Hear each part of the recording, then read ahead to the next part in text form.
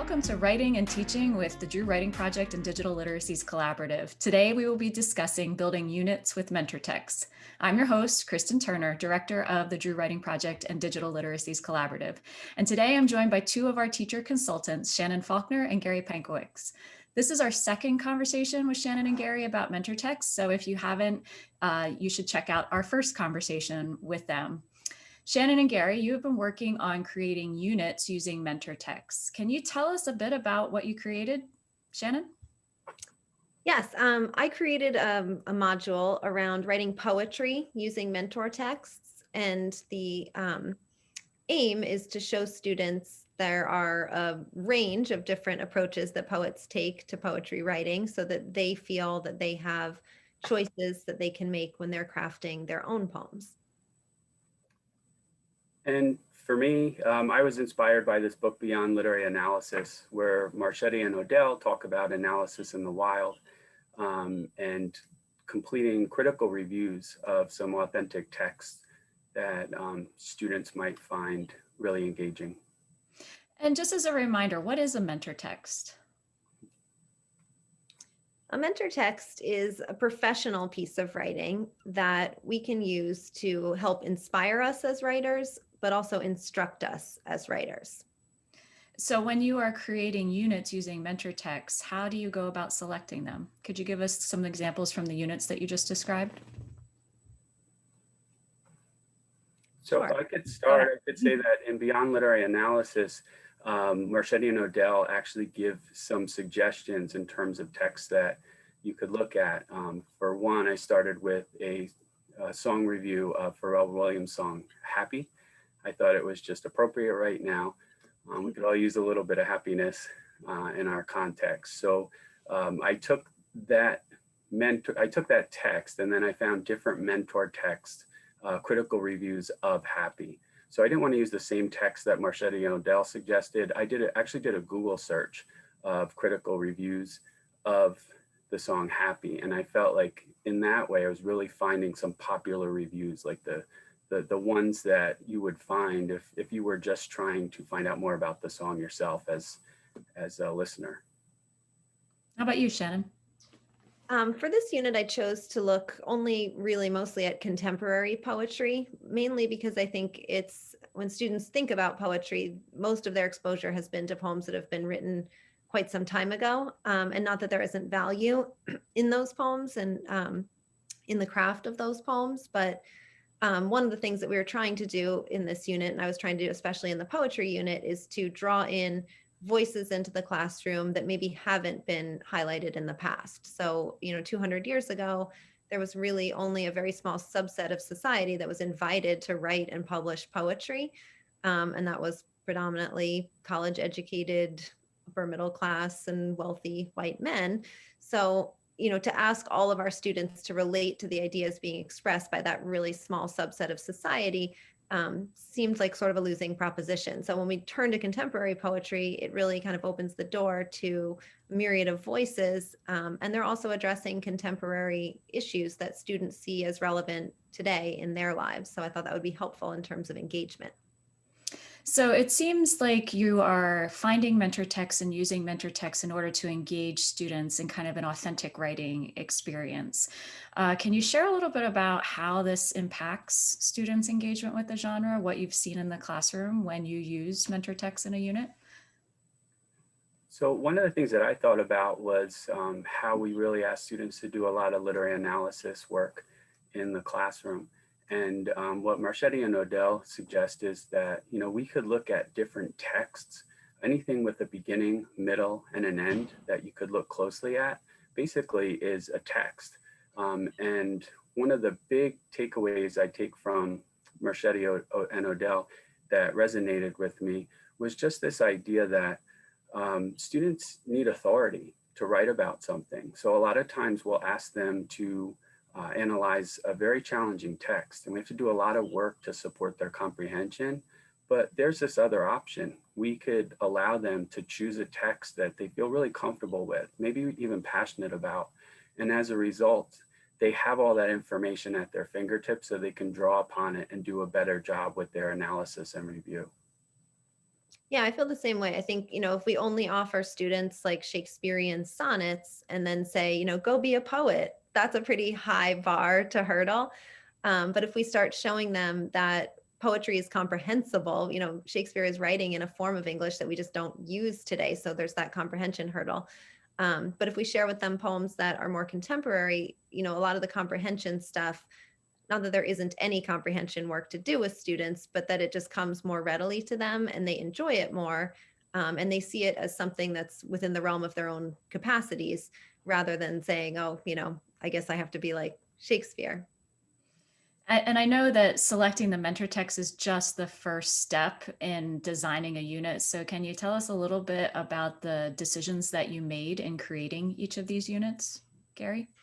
Well, we really had some fun with it. So in addition to the song reviews, we looked at a vlog of a video game review. I was just thinking about what my own kids might enjoy reviewing, and they came up with the idea of a video game. So I went online and tried to find a video game review that for Super Mario Kart. That was a game I was familiar with. I felt like it was a safe game to share with the kids. And it was great. Basically I just went through that process of watching the vlog, first of all for meaning, and then I watched it a second time, just taking notes on some of the craft moves that the vlogger used to make his critical review more effective. It's really fortunate to actually find a written copy of that vlog as well, and did a little bit of work to explain how the multimodal or video version of the vlog was different than the written piece. But same deal. We did a food review, so I was trying to think what's a food that all the students would appreciate, and I came up with pizza.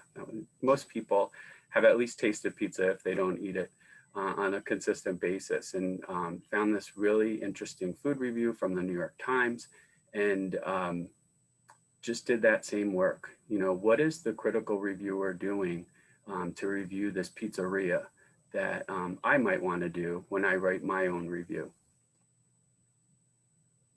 One thing I did a few years ago that I just can't recommend highly enough is subscribe to poets.org poem a day in my email inbox, because it just has exposed me to so much contemporary poetry. So then in building a poetry unit, I kind of have an idea of the skills that I'm looking to teach. And I have this, plethora of resources that I've, created mailboxes, or folders in my inbox, when the poems come in. So I knew that it's kind of foundational to poetry writing to be specific and to understand how to use specific details. So I went back into those folders and into those poems and tried to pick out a few that are very detail driven. So students began the unit with looking at I love poems, which are prose poems, right? So kind of an easier entree into writing poetry where we don't have to worry about line breaks and stanzas and all of that. We can just focus on details. Or looking at an image and writing a poem inspired by an image, and finding poets who had done the same and noticing the ways in which they pulled images or pulled details from the images in order to craft the poem. And then as the unit went on, and I'm trying to think about different skills that students would need, they need to understand how to access abstract ideas by grounding their poetry in concrete objects. I started to think about poems that would fit those skills, but also that would lend themselves to students' interests, so that they might feel not just, that they understood the craft behind it, but that they enjoyed reading the poem as well. I can hear from both of you that student interest and student engagement are at the heart of these units, and really keeping them in the moment. I'm imagining that you use formative assessment, writing to learn activities, things like that throughout the units in order to keep them engaged. Could you share some of those tips and tricks that you would use with the teachers who are listening and watching? Definitely. So this is our second module, and we have this really nice pattern of providing students with a shared document for the module. And that's where they can click on our videos to see some of the instruction and guidance and some of our writing demonstrations. But it's also a place for them to just jot down their thoughts. One thing that we use is the idea of a quick write. So we might ask students to look at a text. We might go through the mentor text and look at some of the craft moves. And then as a quick write, we might ask the student to choose one or two of those craft moves that resonated with them, ones that they felt were effective that they might want to use in their own writing. So I think we really tried to have some subtle check-ins, like formative assessment, not too much along the way, because ultimately we're leading students to do a draft and use their writing process to participate in the genre that we're trying to support. On this module, because it was poetry writing, and I structured things a little bit differently to have students keep a writer's notebook, which was a great suggestion that Gary had made and I embraced. Normally, students would do a lot of their drafting on the actual document that the teacher would access. But for poetry, I think I want students to feel comfortable writing what they want to write about, and then self-select what they want to share with their class or with their teacher. So by having students draft in their writer's notebook and then suggesting that teachers create certain, formative check-ins, like, share a few lines on a Padlet or share a few lines on a Flipgrid or on this discussion board, students have the freedom to kind of get everything down that they want to say in a private way. But then they can choose, what is it that I want to share with my classmates or share with my teacher? So that doesn't like inhibit their creative process. We don't want them always kind of thinking, who is the audience for this? What will they think? Especially with poetry, I think that can sometimes shut down our creative energies because we're too focused initially on who is the audience. And I know that technology also plays a role here. You're designing units that are in this situation being delivered to students in some cases remote or asynchronous settings. But there's other aspects of technology that play into authentic writing. So can you talk about multimodal writing or any kind of aspect of multimodal considerations that you give when you're designing a unit like this? I could say that in my collaboration with Shannon, she just pointed out that, one of the reviews that we looked at was a blog. So why not give students the opportunity to take their digital text and to go multimodal? So I actually went back into my module and created one more video that just supported the idea of the option of going multimodal. So a student could play a video in the background and read their review while that video is in the background, or they could create a podcast and use their voice, the emotion, the way they enunciate, their parts, the prosody, to sort of add meaning to the text. And then I modeled just taking my written review and adding a picture, made sure I cited it and chose a picture that you're able to use, and interjected some hyperlinks that added meaning to my text. So I think that was a really good addition, just because realistically we're doing these shared documents, we're working with digital text. Why not take advantage of the different modes that are available?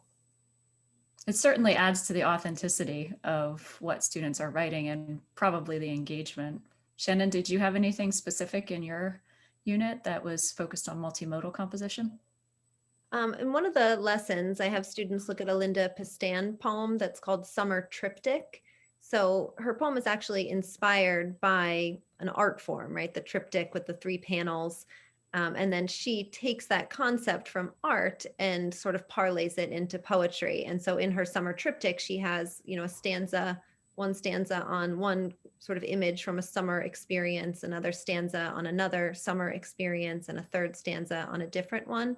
So just like a triptych, they kind of lay side by side and we can sort of see that they have some unifying theme.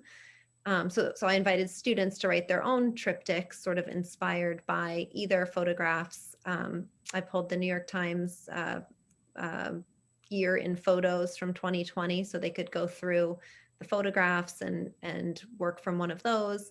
The mentor text for that was a Patrick Rosal poem. He saw a photograph in the LA Times of children in the Philippines after a typhoon, and they were walking across their schoolyard on chairs. So he wrote this poem, children cross a flooded schoolyard on chairs, and pulled the details from the photograph to craft the poem. In the Linda Pistan version, I invited students, you can do your own summer triptych, or you could choose to do some other kind of triptych. It doesn't have to be summer as a unifying theme. You could, choose something else, just like an artist who creates a triptych has some reason for structuring these three different pieces together. It's so interesting to hear you talk about an actual poet doing some of the strategies for writing poetry that we do with our own students, pulling details out of a picture to craft a poem. So I think that right there shows the value of having a mentor text, that this is how real writers compose. And we are teaching you the skills to be writers because you are writers. Students are writers, just like teachers are. Which brings me to my last question, because you are writing project teachers. I imagine there's some teacher writing happening in these units. So share with us what you wrote or where the teacher writing comes in and how it's going to help students to become better writers, to see you as a teacher writer. For me, actually writing as a part of this process gave me a stake, right? It showed that I was invested. I had to think, what is a text that I'm passionate about? And I was thinking about the song Lovely Day, that older song that was written in the 70s that seems to be popping up all over nowadays. And I went back and did a review of that particular song. And again, just to show anyone watching the videos that I'm very invested, that I have a passion for this song, and I had to employ some of the craft moves, and my writing, I'd like to think, was a lot better as a result of being a part of that process. So again, I just think having a stake in the actual module by participating in the writing changed my whole way of presenting, knowing that ultimately I have to share a text that has been revised several times and share my process. Both Gary and I tried to include parts of our videos in the module where we actually draft from, blank page to share with students. And, it's a little bit stressful as a teacher always, because, you're trying to create and teach at the same time that you're creating. But I think the value in that is enormous, because it shows students that when we first start to create, we're not going to come up with something perfect and brilliant right away. And they get to kind of see our thinking process as we, revise as we're writing, so that they understand revision as this kind of recursive process, rather than like, oh, I came up with all these ideas easily, and now I'm going to go back and be in my revising stage. They can actually see us at, draft a line, delete, delete, delete, delete, go back and change a few words, go on. So I think that's helpful as a model. Also, in teaching poetry writing with my own students, I found it really helpful to, when I share a mentor poem with them, and then they're drafting, being inspired by the poem and instructed by the poem, to draft along with them and share with them what I'm coming up with. Sometimes in poetry writing, it can be a little bit intimidating as a teacher, because you are often talking about personal issues.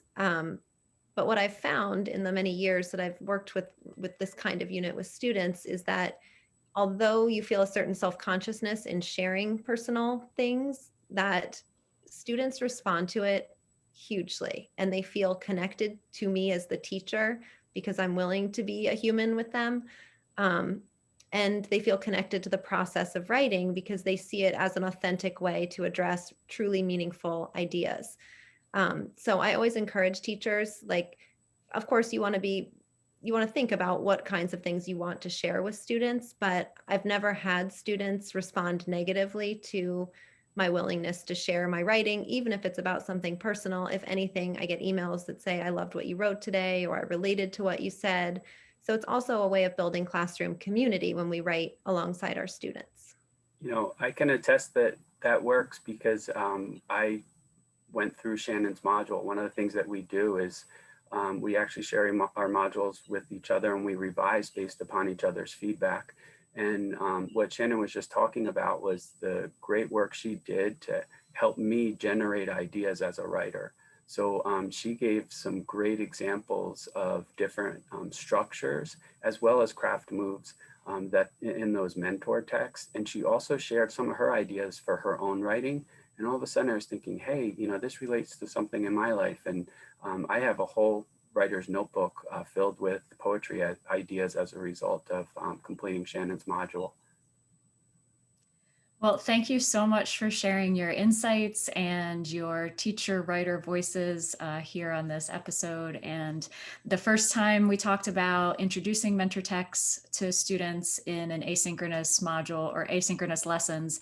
And this time we're kind of focusing on a bigger picture unit to help students produce their own writing based on mentor texts. And I love listening about the collaboration between the two of you. I think that teaching communities are a great way to help students become better writers. So thank you again, Gary and Shannon, and we'll talk to everybody another time.